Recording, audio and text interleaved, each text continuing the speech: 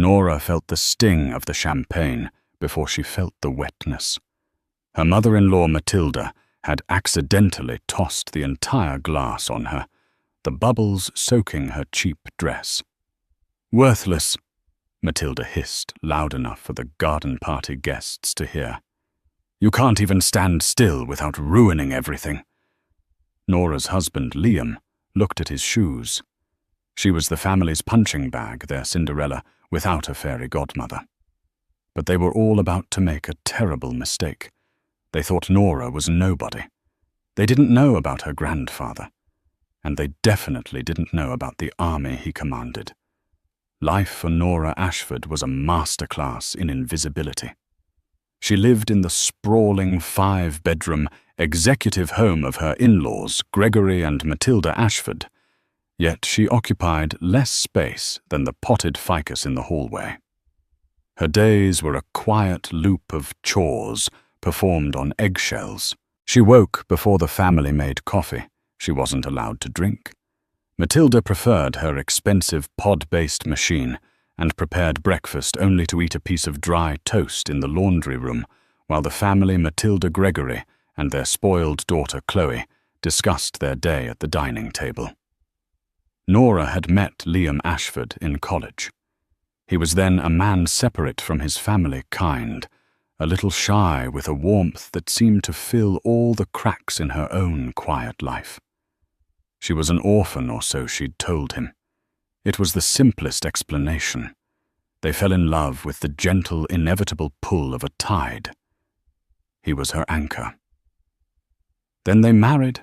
The wedding was small. Nora had no one to invite, and the Ashfords were already signaling their disapproval. "A library assistant," Matilda had scoffed, her voice like grinding glass. "Liam, you could have had a doctor, a lawyer, a Rothschild, and you bring us this." From the day she moved into the Ashford home, the anchor Liam was supposed to be became a chain. The family was new money, having clawed their way to suburban affluence through Gregory's moderately successful import-export business. They were desperate to be seen as old money, and Nora, with her worn cardigans, her quiet demeanor, and her complete lack of a dowry or connections, was a stain on their perfect beige-carpeted image.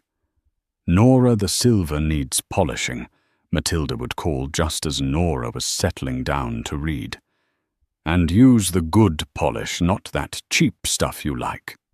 "Nora, my golf clubs are still in the trunk," Gregory would grunt, tossing his car keys onto the table, never making eye contact.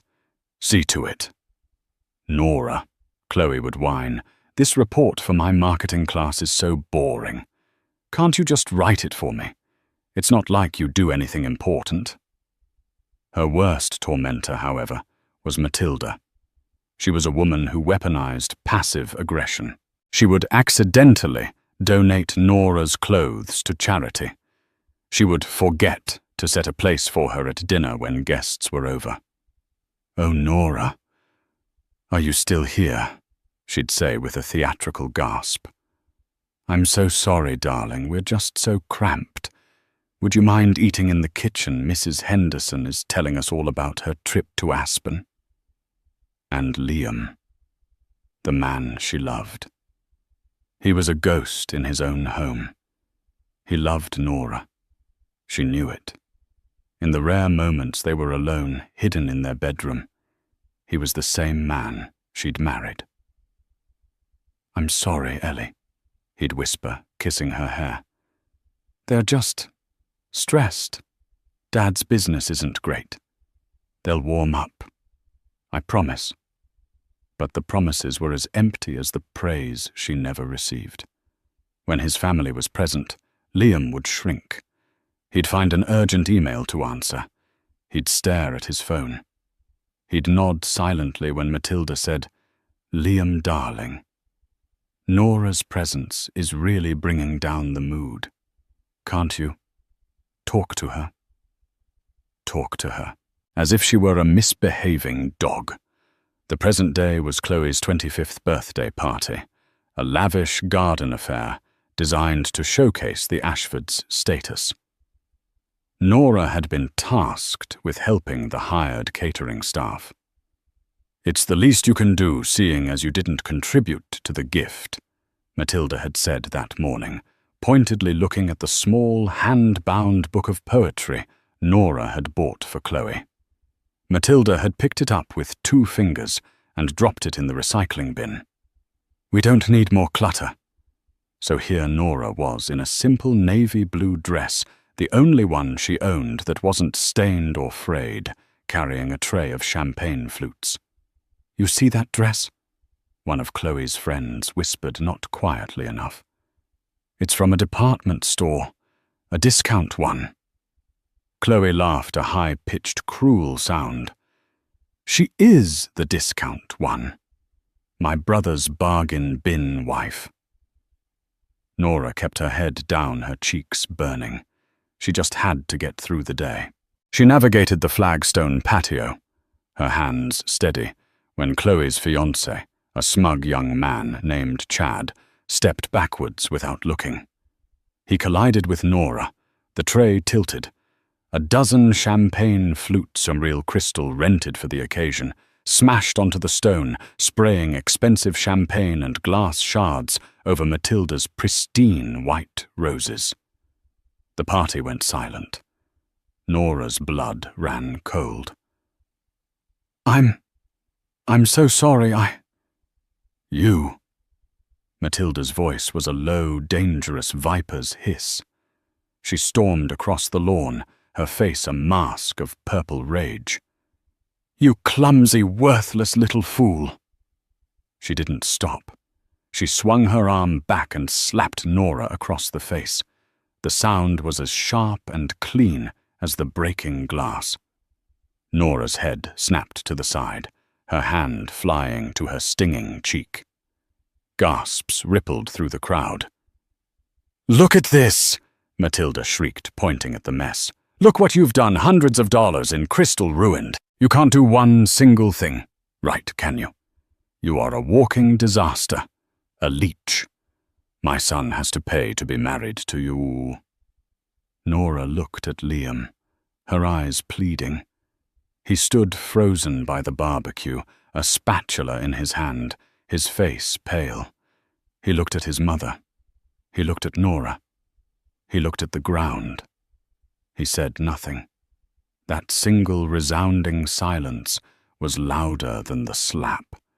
It was the sound of Nora's last thread of hope snapping. "Clean it up!" Gregory boomed, his face red with embarrassment. "Now, get a dustpan and stay in the kitchen for the rest of the night. You've embarrassed us enough."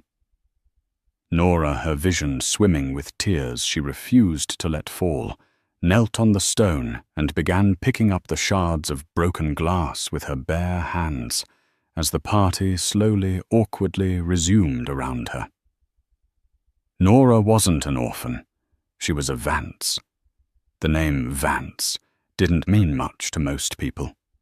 It wasn't plastered on skyscrapers or splashed across tabloids. The Vances didn't do new money. They were the kind of old money that owned the companies that built the skyscrapers. They were the silent bedrock wealth that wars, recessions, and scandals couldn't touch. They were the money that funded governments, that owned islands, that treated billionaire as a slightly vulgar term for people who still had to count. Her grandfather, Cornelius Vance, was the patriarch. He was a man who could and had made stock markets pivot with a single, quiet phone call. He was also the man who had raised Nora after her parents, his only son, and his beloved daughter-in-law died in a tragic sailing accident when she was 6. Growing up as Nora Vance was a life of profound privilege and profound isolation.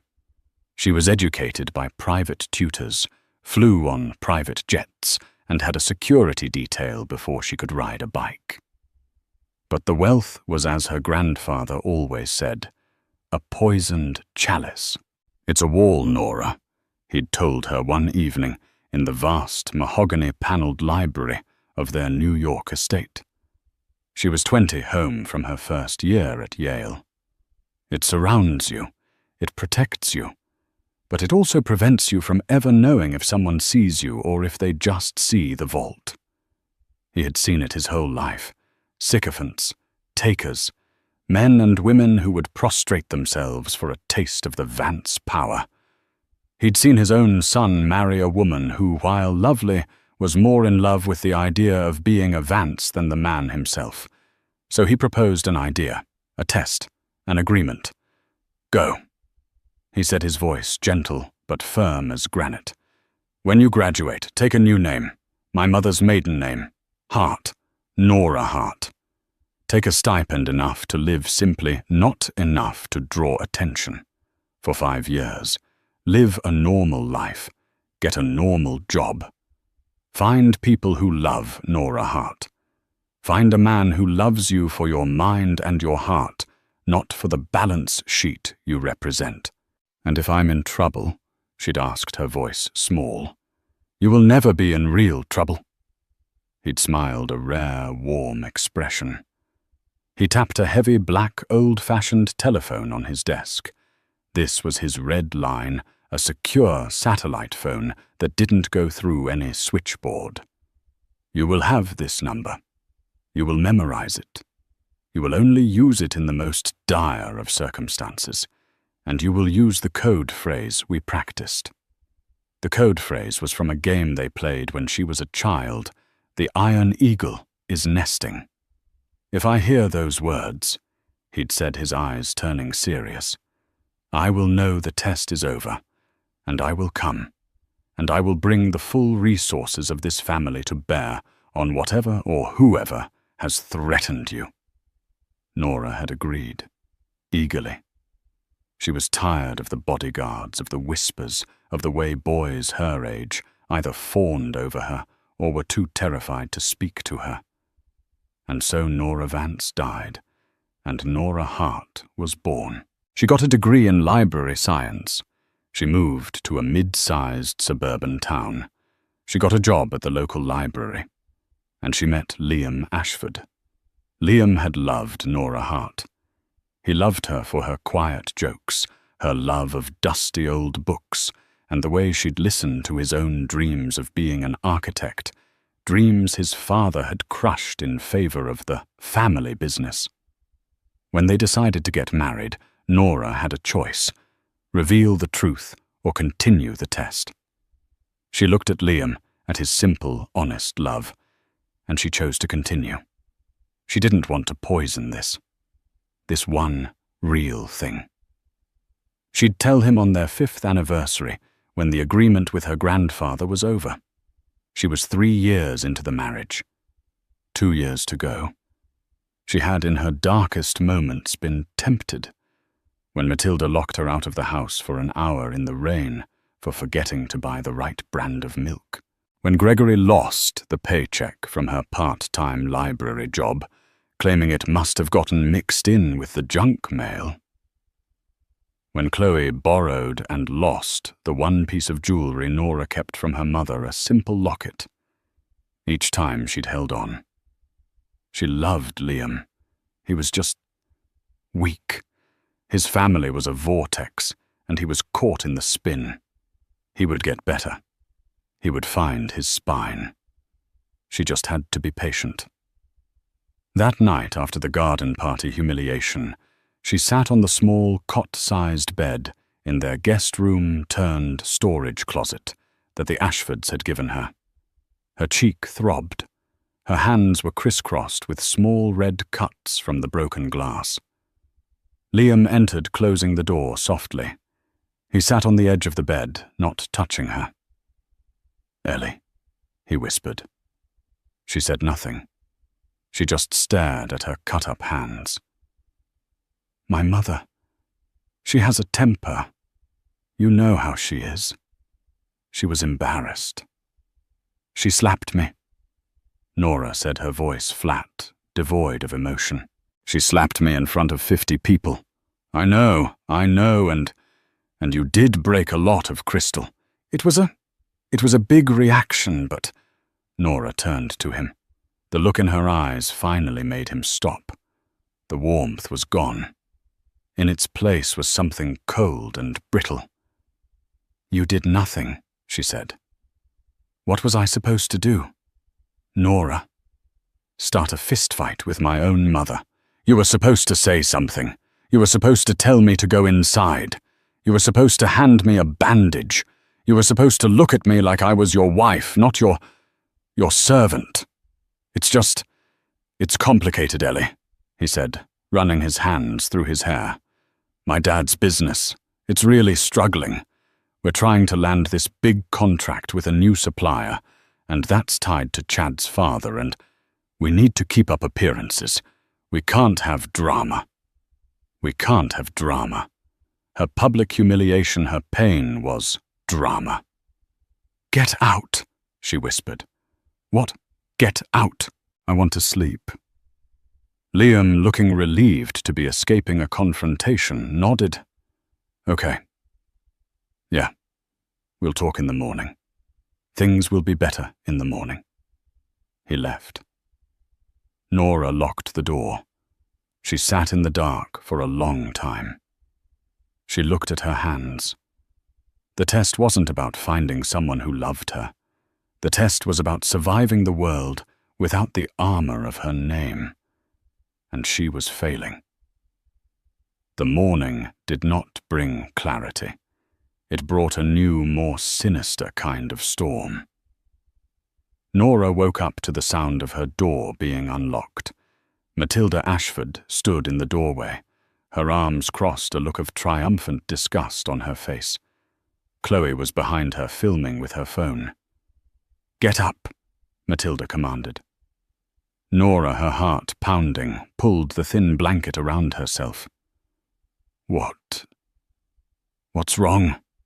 What's wrong?" Matilda laughed, a dry, ugly sound. "I'll tell you what's wrong. You thieving, worthless little rat. I knew it. I knew from the day my son brought you home that you were trash." I don't know what you're talking about." "Oh, you don't?" Matilda strode into the room, Chloe trailing her like a vulture. "Then what I wonder is this." She ripped open the top drawer of Nora's small dresser, the one containing her underwear and socks. Matilda plunged her hand in, rummaged for a moment, and then pulled her hand out. Clutched in her fingers was a heavy antique gold locket studded with small, dull diamonds. "My grandmother's locket." Matilda breathed, her voice filled with fake theatrical pain. "The one thing I cherished most in this world. The locket that went missing from my jewelry box this morning."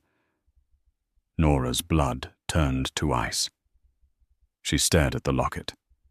She had never seen it before in her life. I didn't." "You didn't what?" Matilda screamed. "You didn't steal it. Then how did it get in your drawer, you filthy liar? You were probably going to sell it. After you broke all my crystal, you decided to just steal from me." "I would never," Nora cried, scrambling out of bed. "Matilda, I swear to you I have no idea how that got there." "Of course you don't." Chloe sneered, her phone's camera light a red, demonic eye. "Things just magically appear in your drawers. Maybe it was the library fairy." "This is it, Nora," Matilda said, her voice dropping to a cold, calm level that was far more terrifying than her yelling. "I have put up with you. I have tolerated your presence in my home, your leeching off my son, your constant embarrassment. But this is a crime. You have committed a crime." "What are you going to do?" Nora whispered, backing against the wall. "What am I going to do?" Matilda smiled, a thin, cruel slash. "I'm going to do what I should have done 3 years ago. I'm calling the police." "No. Please, Matilda, don't. I didn't do it." Nora looked past her desperation in her eyes.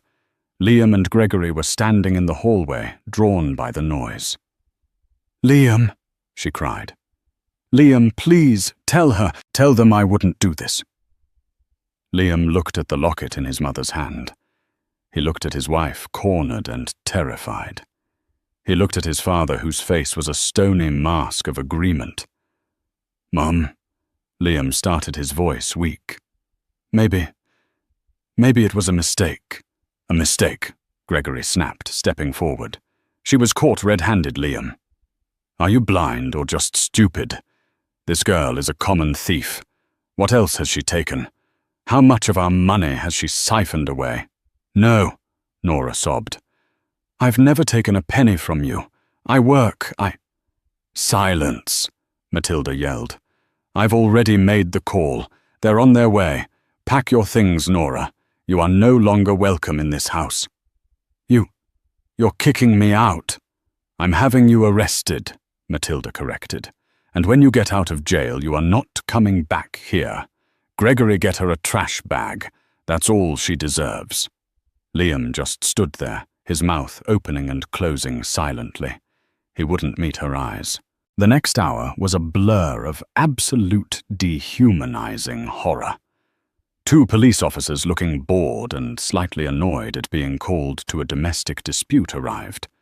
Matilda put on a tearful, distraught victim performance that would have won an Oscar. She showed them the locket, showed them where she found it. Ma'am, do you want to press charges? One officer asked. Absolutely, Matilda said, dabbing a dry eye. I want her charged to the fullest extent of the law. I want to send a message. We do not tolerate this. The officers, with a sigh, turned to Nora. Ma'am, you'll need to come with us. They didn't handcuff her, but the implication was the same. They led her in her pajamas and the same worn cardigan she'd fallen asleep in out of the house. Past Chloe, who was still filming. Past Gregory, who looked satisfied. And past Liam. She stopped in front of him. The officers paused, giving her a moment. Liam, she said, her voice hoarse. One word. Just say you believe me. Just one word, and I can fight to this. Liam looked at her, his face an agonizing portrait of weakness. He was terrified of his mother, of his father, of the scene of the police. He was terrified of everything. He couldn't say it. He just shook his head, a tiny, almost imperceptible movement, and looked away. That was the moment Nora's heart, which had been cracked and bruised for 3 years, finally shattered. It wasn't the slap. It wasn't the accusation. It was this. The final deafening silence from the man who had promised to love and protect her. Let's go, Nora said to the officers, her voice now empty. She was taken to the local police station. She was fingerprinted. They took her picture. She was put in a small, cold holding cell that smelled of bleach and despair. She was a common thief, a nobody, worthless. She sat on the metal bench, the cold seeping into her bones, and for the first time in her 27 years, Nora Vance truly, completely gave up. She was in the holding cell for 6 hours. The officers, after questioning her, seemed to realize the situation for what it was. A flimsy, he said, she said, domestic mess. There was no proof Nora had taken the locket, only that it was found in her room. Nora, in a quiet, monotone voice, explained her side. She explained the abuse, the cruelty, the systematic humiliation. Look, lady, the older officer, a man named Sergeant Riley, said, rubbing his eyes. I believe you. I've seen families like this my whole career. The mother-in-law's story has more holes than a spaghetti strainer. But she is the one pressing charges, and the locket was in your room. My hands are tied.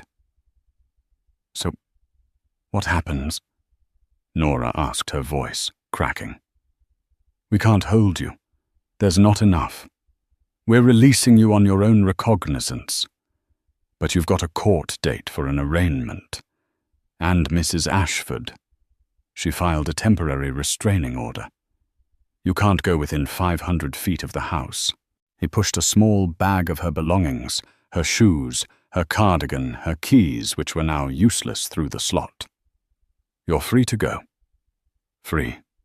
She was free to be homeless, jobless, and facing a criminal charge. She walked out of the police station into the late afternoon gloom. It had started to drizzle a cold, miserable rain that matched her soul. She had no coat. She had her library ID and she checked her cardigan pocket. A single crumpled $20 bill. She had no one. Her friends from the library. They were acquaintances, not call at 3 a.m. from jail friends. And Liam. She looked at her cheap pay-as-you-go phone. No missed calls. No texts. He hadn't even checked to see if she was okay. She walked. She didn't know where she was going. She just walked until her shoes were soaked and her hair was plastered to her stinging cheek. She ended up at a 24-hour diner, the Open sign, a lonely neon beacon. She slid into a cracked vinyl booth, the $20 bill crumpled in her hand. A waitress, seeing her state, took pity and brought her a cup of black coffee without asking. "Tough night, honey," the waitress said, not unkindly. Nora just nodded, unable to speak past the lump in her throat. She sat there for an hour, nursing the single cup of coffee the diner's patrons, a blur of muffled conversations and clattering plates. She was at the bottom. This was it. There was no further down to fall. She had endured the insults. She had endured the servitude. She had even somehow endured the slap. But the accusation of theft, the cold metal of the holding cell, and the absolute gut-wrenching betrayal of her husband. That was the end. The test was over. Her promise to her grandfather was to find true love. But the agreement also had a fail-safe. In the most dire of circumstances, what she thought a bitter, hysterical laugh bubbling in her chest could be more dire than this. She thought about the phone number. She'd recited it to herself every night before bed for 5 years, a mental lifeline. She thought about the code. The Iron Eagle is nesting. It felt absurd, like a line from a spy movie. She was just a woman in a diner, soaked and beaten down. But she was also a Vance. She pulled out her phone. The battery was at 14%. She looked around the diner. There was a payphone in the back, near the restrooms. It felt more appropriate, more final. She slid out of the booth, leaving the $20 bill on the table. "For the coffee and the trouble," she said to the waitress. She walked to the payphone. Her hands were shaking so hard she could barely punch in the numbers.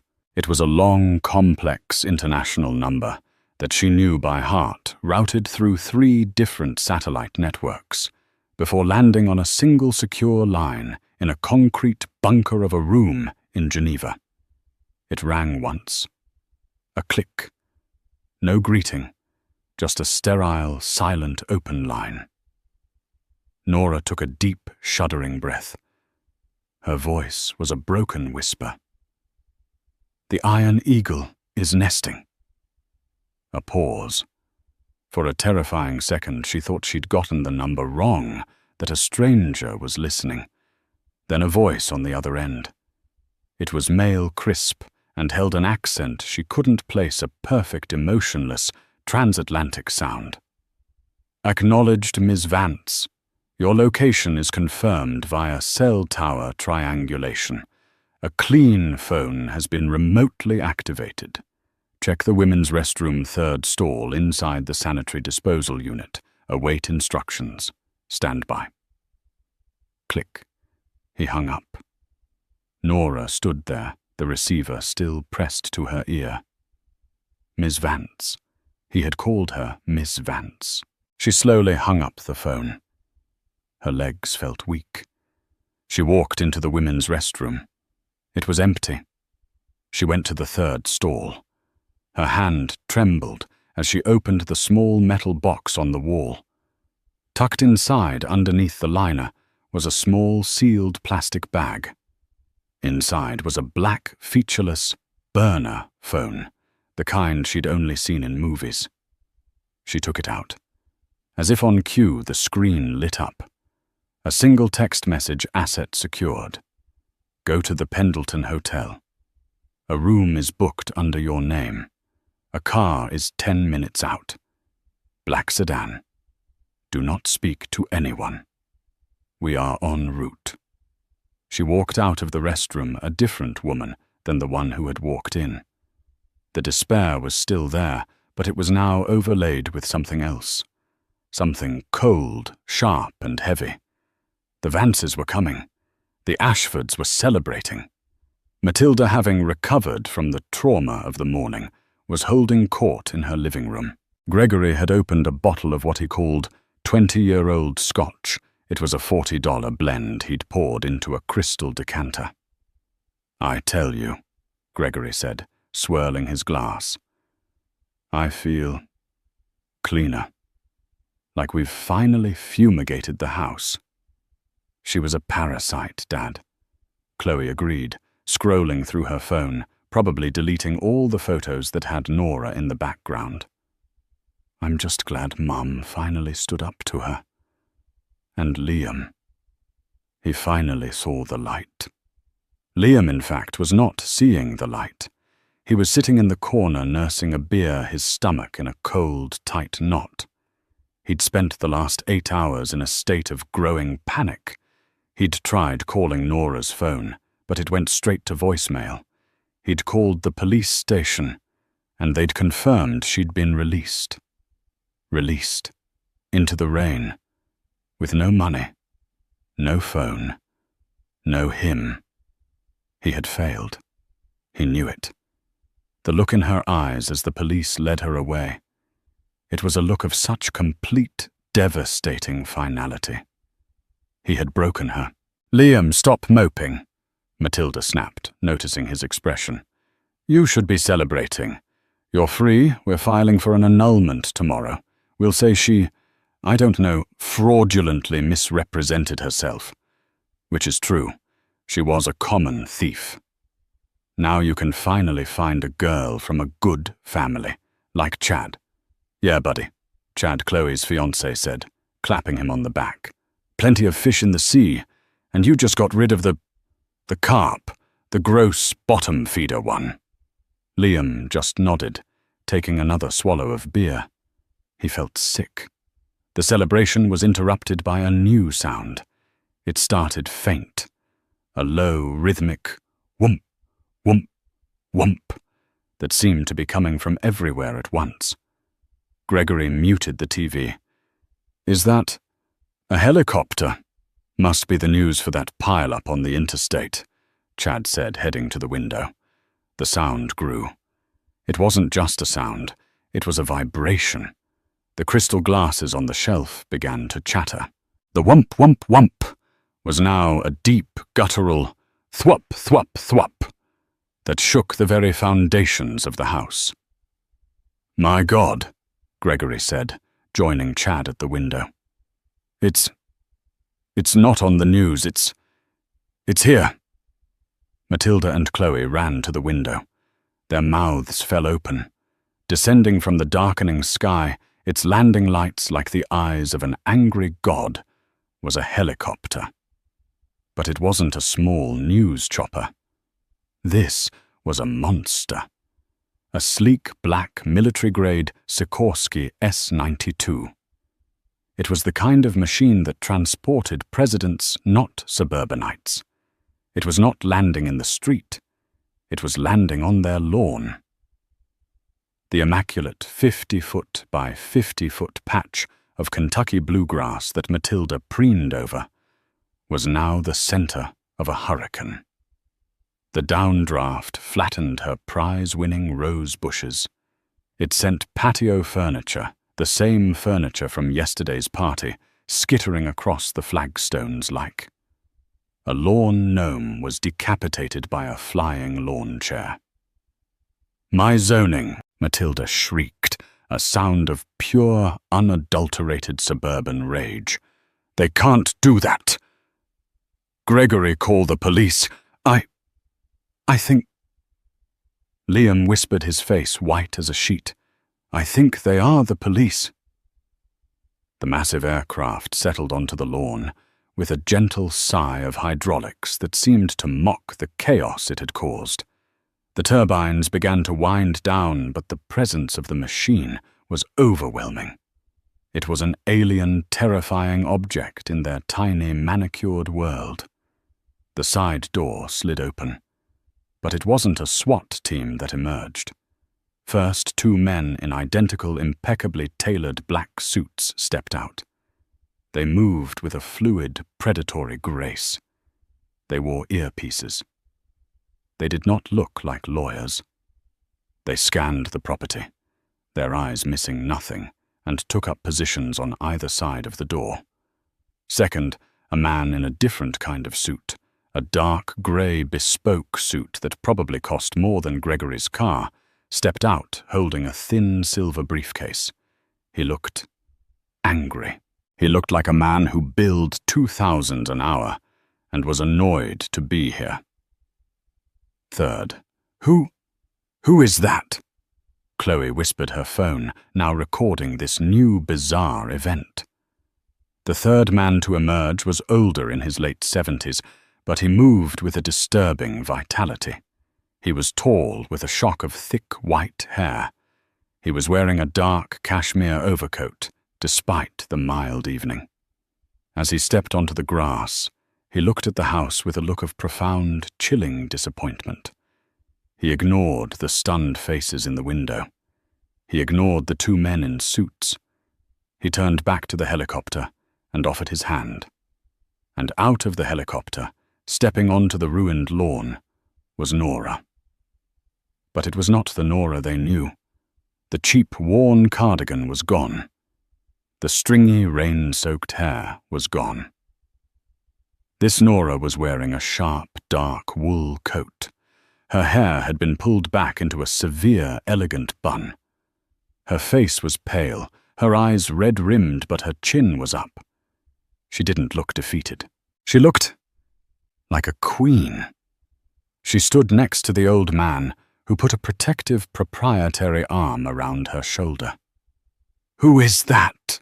Matilda hissed, her voice a mix of confusion and fear. Liam knew. In that single gut-punching moment, he finally understood. He remembered a story Nora had told him years ago, which he'd dismissed as a fantasy. A story about a grandfather, a large house, and a childhood that seemed too fantastic to be real. He'd thought it was a coping mechanism for an orphan. He looked at the man's wrist. Even from 50 feet away, he recognized the glint of a Patek Philippe Grand Complications watch. He looked at the helicopter now with the Vance family crest discreetly visible on the tail fin. "Oh God," Liam whispered, sinking into a chair. "Oh no." The old man, Cornelius Vance, looked up at the window, his eyes finding Liam's. He didn't glower. He didn't threaten. He just looked disappointed. And that was so much worse.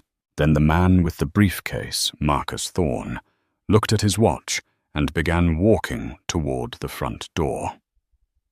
The doorbell rang. The sound was so normal, so mundane, it was almost comical after the arrival of a 10-ton military-grade aircraft. For a moment, no one in the Ashford living room moved. They were frozen, staring at the front door as if expecting it to explode. The bell rang again. 2 sharp, impatient chimes. "Gregory, answer it!" Matilda hissed, finally breaking the spell. Gregory, his face slick with a confused sweat, stumbled to the door. He fumbled with the deadbolt and pulled it open. Standing on his porch were 3 men. The 2 in black suits, Director Shaw, as his ID badge discreetly read, and his subordinate flanked a 3rd man. This was Marcus Thorne, the man with the briefcase. He was average height, with thinning hair and wire-rimmed glasses, but he radiated an aura of such compressed high-stakes intelligence that Gregory instinctively took a step back. He looked like a man who didn't just win lawsuits, he annihilated them. "McGregory Ashford," Thorne asked, his voice a smooth, polished baritone. "Yes, I am Marcus Thorne. I am a partner with the law firm of Skadden Arps, Slate, Mager and Flom. I am here as legal counsel for Mr. Cornelius Vance and his granddaughter Miss Nora Vance, whom I believe you know as Nora Ashford." The use of a real top-tier law firm, a name Gregory associated with hostile takeovers and billion-dollar mergers, hit him like a physical blow. I don't... Thorne didn't wait for an invitation. He simply stepped past Gregory and into the foyer, his 2 security men following, taking up positions that simultaneously blocked the exit and gave them a clear view of the entire ground floor. They didn't look armed, but the bulges under their jackets were not wallets. "Mrs. Matilda Ashford," Thorne said, nodding to the woman who was still clutching her curtains. "Miss Chloe Ashford, Mr. Liam Ashford." He knew all their names. What is the meaning of this? Matilda finally found her voice, her suburban rage overpowering her newfound fear. "You've destroyed my lawn. You're trespassing. I'm calling the police again." "That won't be necessary," Thorne said, his voice laced with ice.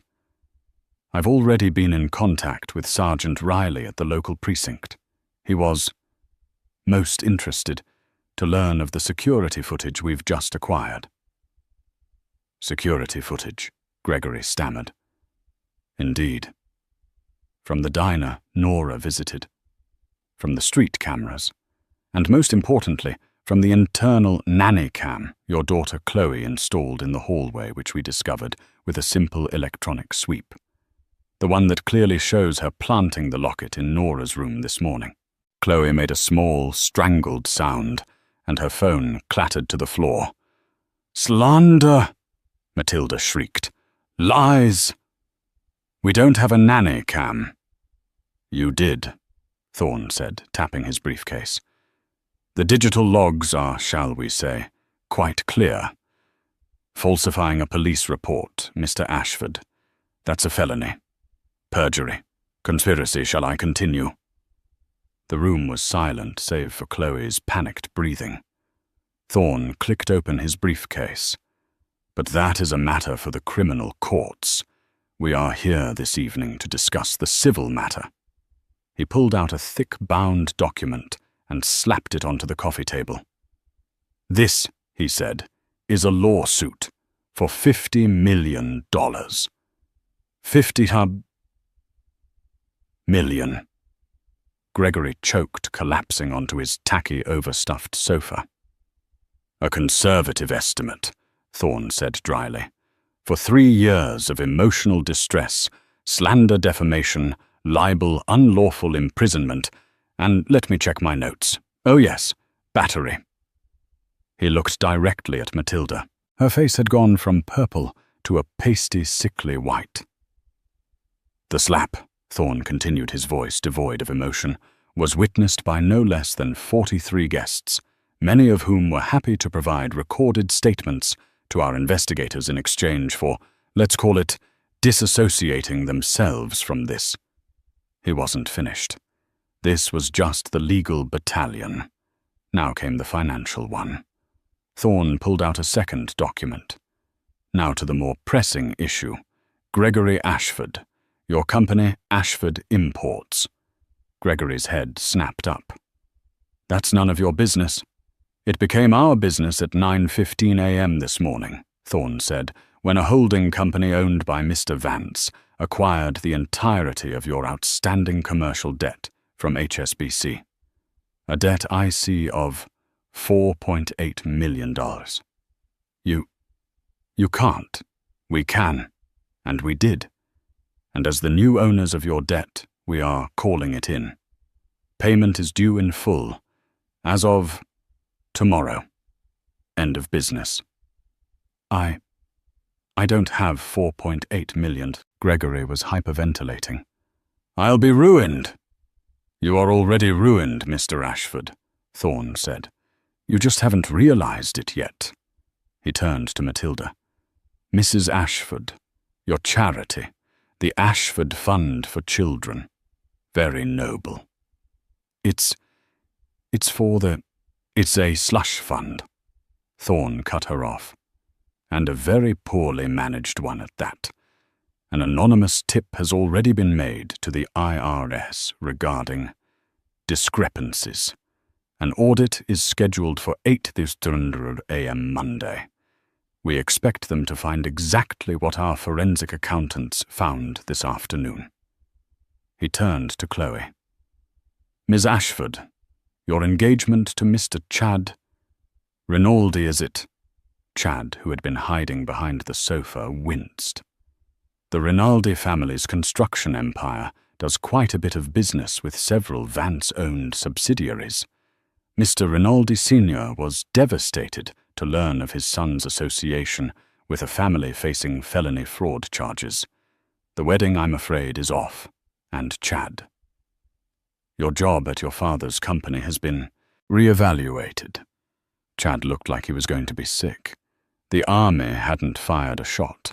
They hadn't touched anyone. They had simply, in the space of 5 minutes, dismantled the Ashfords' entire fragile world. Through it all, Nora and her grandfather had stood on the porch just outside the open door, listening.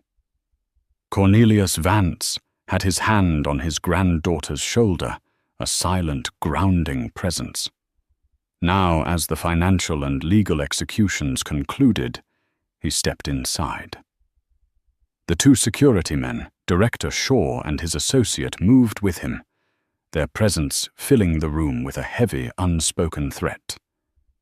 They weren't there to hurt anyone. They were there to make sure no one moved in a way they didn't like. They were a physical manifestation of the new power dynamic. The Ashfords were no longer in their own home. They were in a holding cell. Cornelius Vance surveyed the room. He looked at the garish furniture, the cheap art on the walls that terrified broken people. His gaze was not one of rage.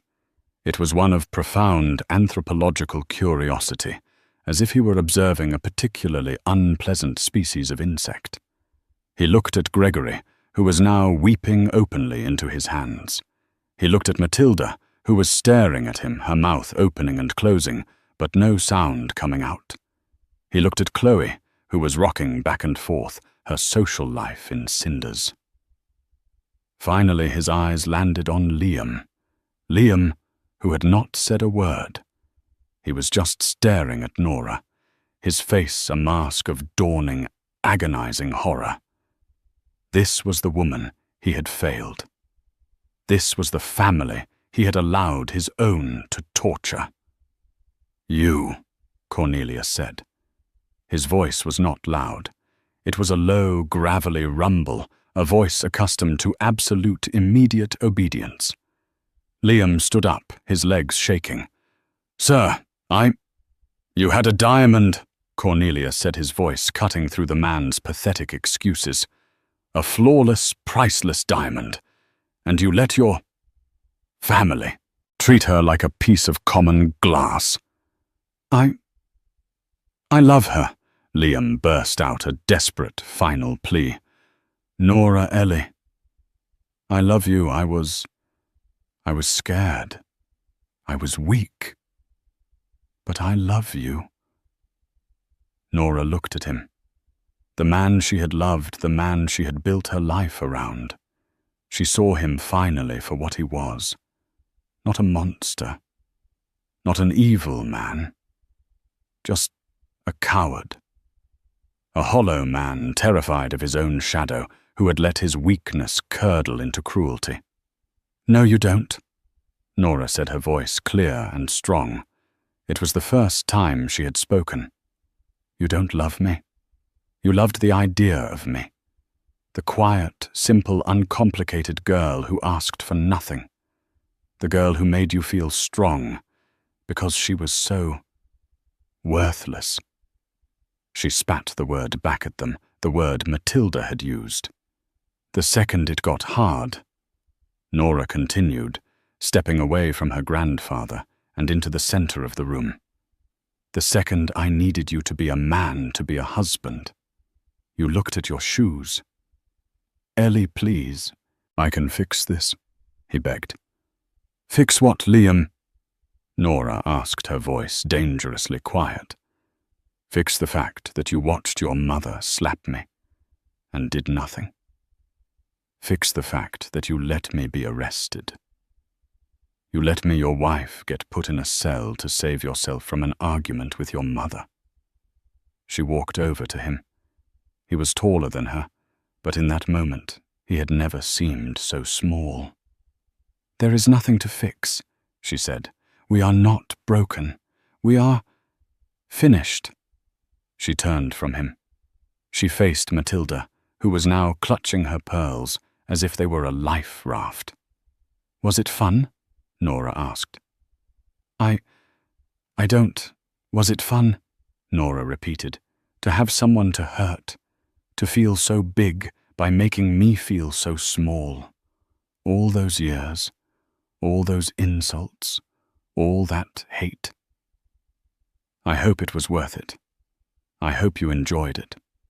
Because, as Mr. Thorne said, it's going to cost you $50 million. Nora walked to the hallway. Director Shaw. The security man nodded to his associate, who stepped forward. "Miss Vance, you said you had belongings to retrieve." "Yes," Nora said. "A small box in the guest room." "I'll get it, ma'am," the man said. "No," Nora said firmly. "I will." She held her head high and walked up the stairs, the same stairs she had scrubbed on her hands and knees. Director Shaw followed not to help, but to guard. She entered the small, cramped room. It looked as it had when she'd been dragged out. It didn't feel like her prison anymore. It just felt sad. She didn't pack her clothes. They were all tainted. She went to the small, loose floorboard under the bed, the one place she'd kept her real life. She pulled it up. Inside was a small, velvet-wrapped box. Inside was a simple locket.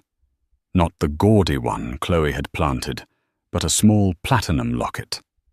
Her mother's. The one she had told the Ashfords was lost. She'd lied. She'd hidden it, sensing they would one day take it. She put it on. It felt cool against her skin. She walked back downstairs.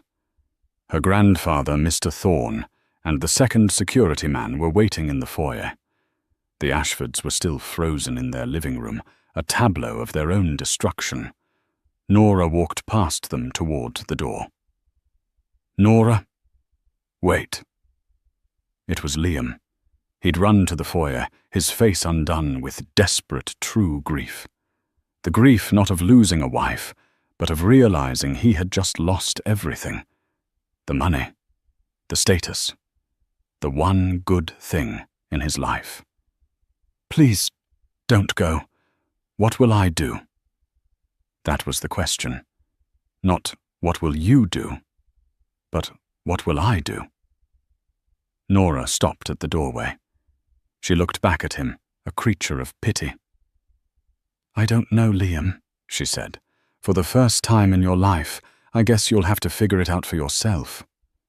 She turned her back on him and walked out the front door into the night air, which now felt clean and cool. The thwop, thwop, thwop of the helicopter blades started to spin up a promise of escape.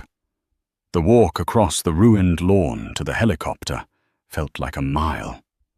The wind from the rotors whipped her hair from its bun, but Nora didn't mind.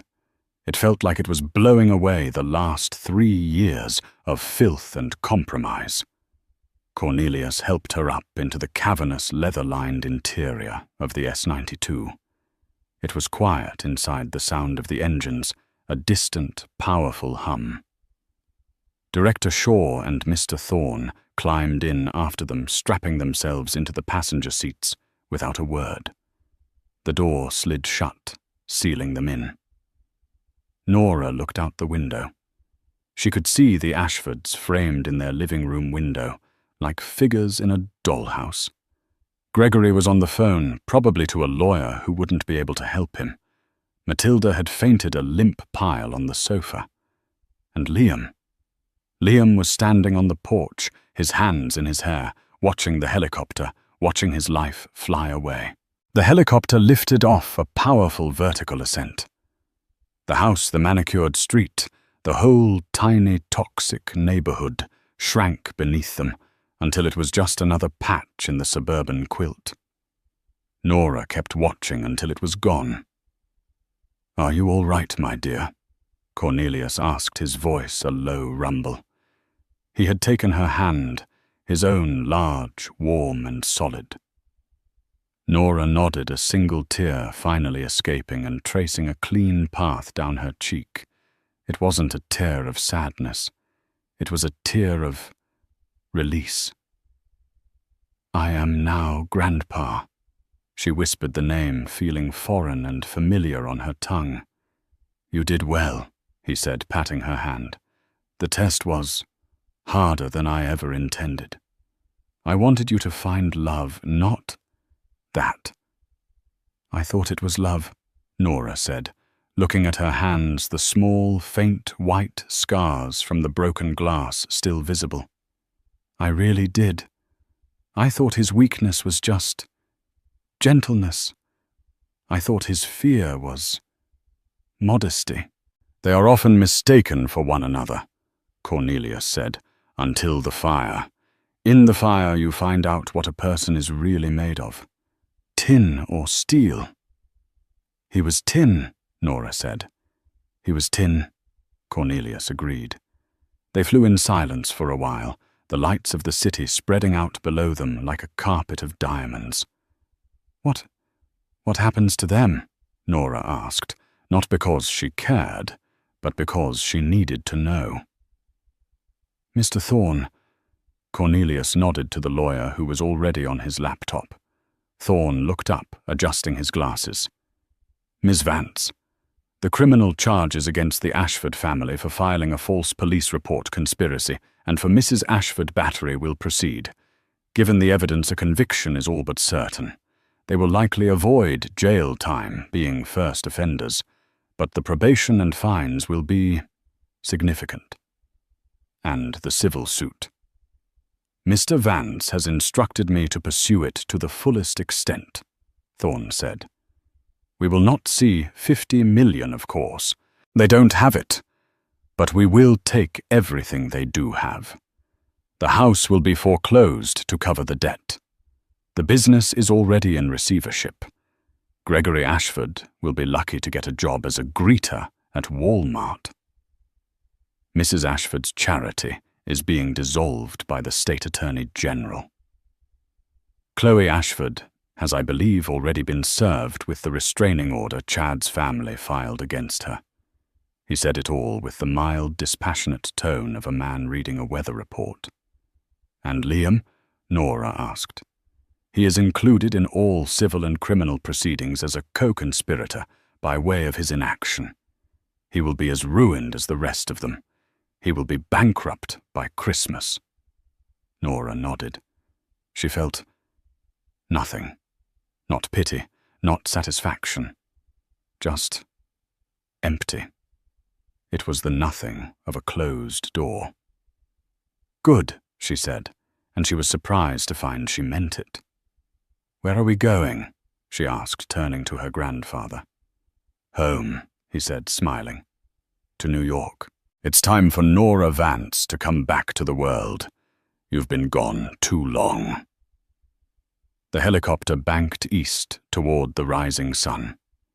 Nora leaned her head against the cool window. She was free. She was no longer Nora Hart, the library assistant. She was no longer Nora Ashford, the worthless wife.